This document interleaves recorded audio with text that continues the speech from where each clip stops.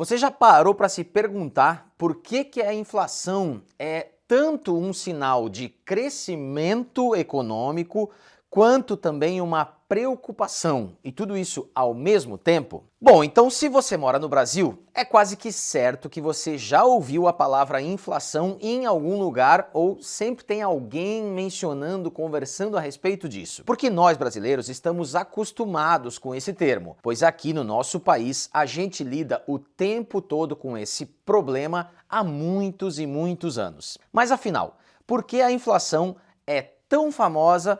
Por que os políticos e economistas vivem preocupados com ela e por que a gente não zera a inflação de uma vez por todas e para de se preocupar então de uma vez com isso? A verdade é que ao mesmo tempo que a inflação pode ser preocupante, ela também é um importante sinal de crescimento econômico. E é exatamente isso que você vai descobrir agora. Nesse vídeo vamos explorar as causas e consequências da inflação de preços, como a inflação pode ser sinal de crescimento e por que ela também pode ser um motivo de preocupação. E quando você tiver então aprendido algo novo ao decorrer desse vídeo, não esquece de deixar o seu like e já se inscrever no nosso canal. Mas lembrando, só se a gente conseguir realmente te ensinar algo que você não sabia, beleza? Então vamos ao que interessa.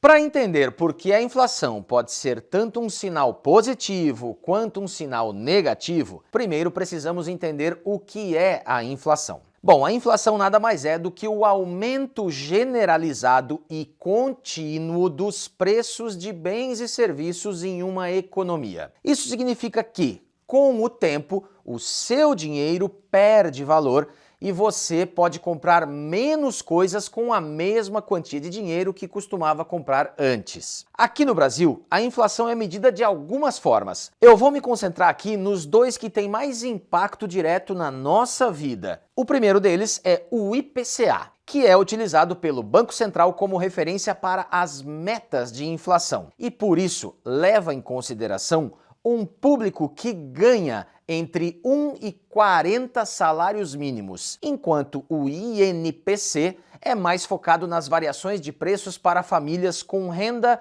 de 1 a 5 salários mínimos. Agora que você já sabe o que é inflação, você provavelmente deve estar se perguntando, mas como então o aumento de preços das coisas pode ser algo bom para a economia? A gente, no caso de um aumento de preços, não vai ter acesso a menos coisas, contudo ficando mais caro? Bem, é um pouco mais complexo do que isso, e para você entender melhor, agora vamos ver como e por que a inflação pode ser um sinal de crescimento econômico. O primeiro ponto para entender por que a inflação pode ser uma coisa boa é conhecer os tipos de inflação. Existem diferentes tipos de inflação, como a inflação de demanda, que ocorre quando a demanda por bens e serviços excede a oferta, e a inflação de custos, que acontece quando os custos dos produtos da produção aumentam e são repassados aos consumidores. Quando a inflação ocorre devido ao aumento da demanda, pelo lado da demanda, como nós falamos, isso pode indicar que a economia está crescendo de fato. Na prática, isso acontece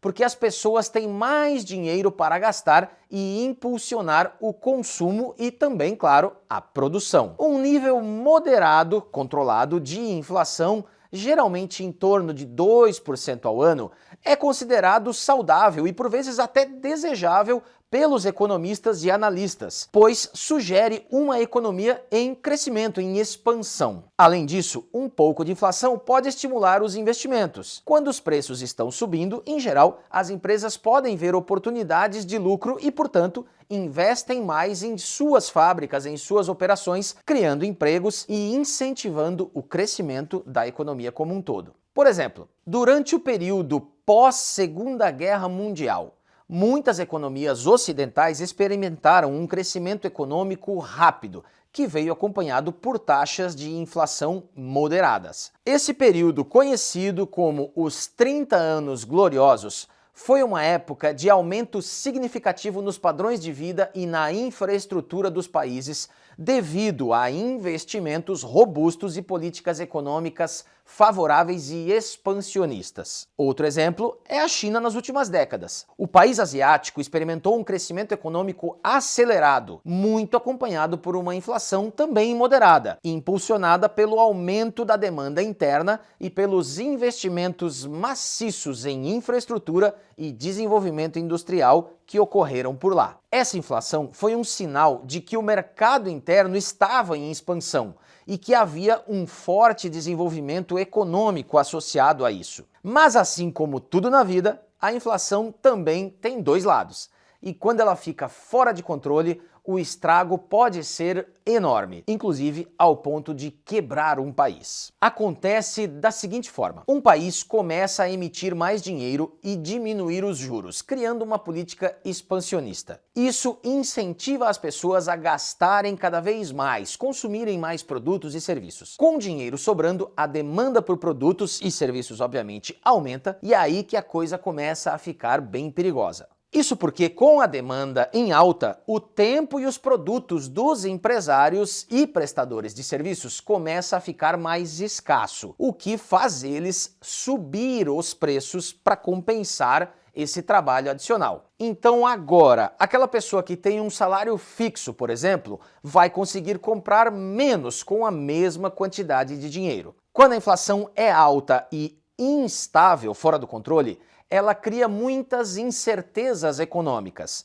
As pessoas podem adiar as compras e também os investimentos, esperando preços melhores no futuro, melhores e menores, e que pode então aí começar a desacelerar a economia. Em casos extremos, esse aumento generalizado de preços é tão absurdo que comprar um simples bife pode se tornar uma tarefa bem complicada. Quer ver só? Veja só quanto dinheiro as pessoas precisam desembolsar hoje para comprar carne na Venezuela. E não é só carne não, tá? Olha só o que aconteceu com um item básico como o arroz. A situação na Venezuela ficou tão crítica que compensa eventualmente mais para as pessoas usarem dinheiro em vez de papel higiênico para se limparem após as suas necessidades. Essa situação é tão crítica que chega a assustar. E por mais difícil que seja de imaginar, nós aqui no Brasil não estamos muito longe dessa realidade. Na verdade, esse problema está bem mais perto do que você imagina. A inflação tem sido um problema histórico no Brasil. E na década de 1980 e início dos anos 1990,